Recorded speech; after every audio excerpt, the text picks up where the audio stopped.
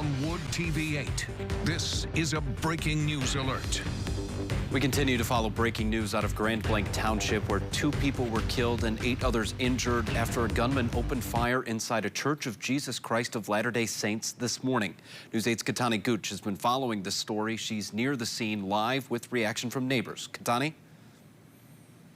Yes, Duncan, a little over an hour ago, we did learn the name of the suspect in that shooting. That's Thomas Jacob Sanford from Burton, Michigan. Now, we do know that Sanford is deceased. Police did take him down around 10 minutes after that initial call went out of an active shooter at the church this morning. That church that is all the way down this road. I'm going to step aside so you can see just how active the scene is.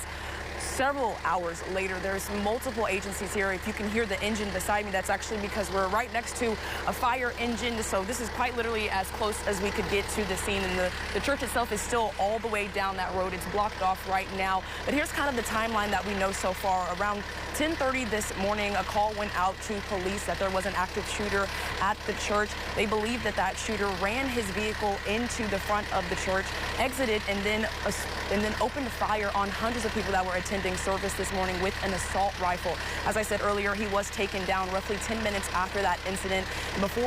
Right after all of that, a large fire erupted. Now, police say that they still don't know when or where exactly that fire started, but it was a large scale, and they do believe that more victims could come out of the investigation, as they're still locating when that fire started and how large it actually was. They're also still trying to figure out a motive for this situation. Now, Duncan did just say how many were, but I'm going to reiterate, there are 10 total victims that were shot.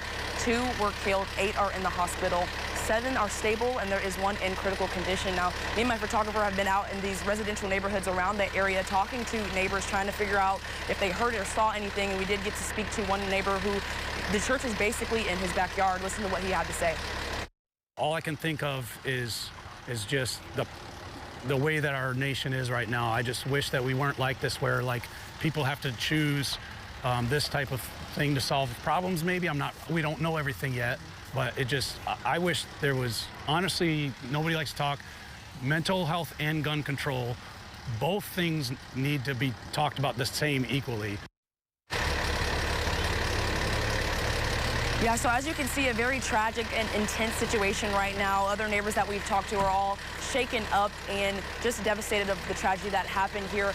Some more details that came out of that presser that we were out earlier is that there's a reunification number for families that are trying to reach other family members. That number is 248-705-7352. Again, that's a reunification number that you can reach out to if you're trying to reach family that may have been at that service. Now, we do know that more details will be coming later tonight at another press conference at the police department tonight at 8 p.m. And we will bring you more updates tonight at 10 and 11. For now, I'll send it back to you, Duncan. Live in Grand Blanc, Katani Gooch, News 8.